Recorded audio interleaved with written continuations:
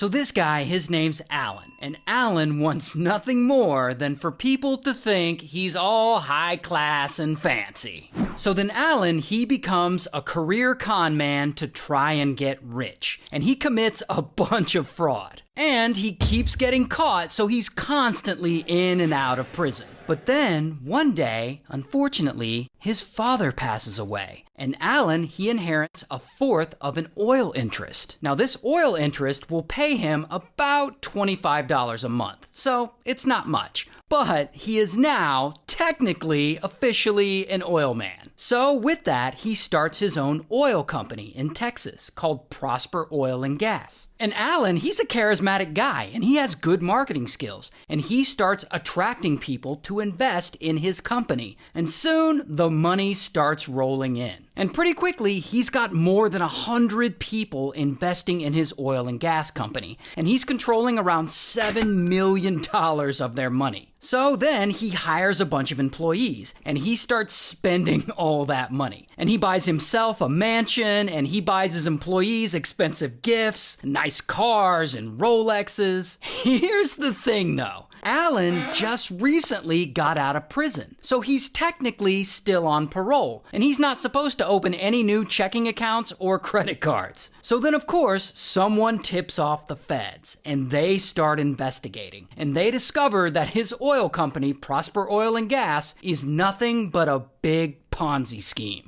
And poor Alan, he knows the feds are onto him. And he can't be rich and fancy if he goes back to prison. So he meets up with his assistant, who is also his boyfriend. This guy, Cody. And Alan and Cody, they decide to flee. And they take a train from San Antonio all the way to San Francisco. And once he's there in San Fran, Alan, he can't just lay low. He's gotta be fancy. So he immediately starts making money by setting up a new oil company, and he starts collecting new investors. Meanwhile, he and Cody's relationship, it starts breaking down, and they start fighting. And Cody, he's like, "F this," and he decides to leave. So he flies back to Texas, and there, the feds meet him at the airport, and he tells them everything about Alan. He snitches. So then, bam, they go and arrest Alan in San Francisco, and he's sentenced to 20 years in prison. But prison isn't gonna stop Alan. He can't be high class and fancy in there, so he starts making plans to escape.